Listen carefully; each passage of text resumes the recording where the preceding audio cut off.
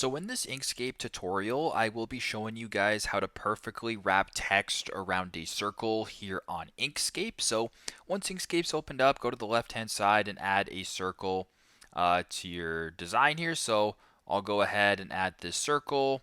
I will then move it up a little bit so it's easier to see. Once that is done, go to the left-hand side and add some text here. So I will just type in the word perfect like that.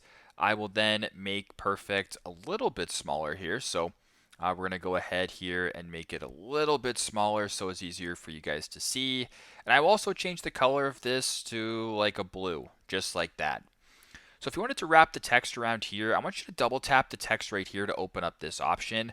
I want you guys to make sure that the align center is selected. So it's not going to be much of a change on here, but what this will do is it'll make the text pretty easy to move later. So once that is done, I want you to select the selector tool. I want you to highlight both the text and the circle.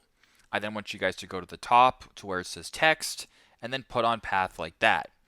Now, as you can tell, the text isn't perfectly put on. Like it's kind of put off to the side. It doesn't look great.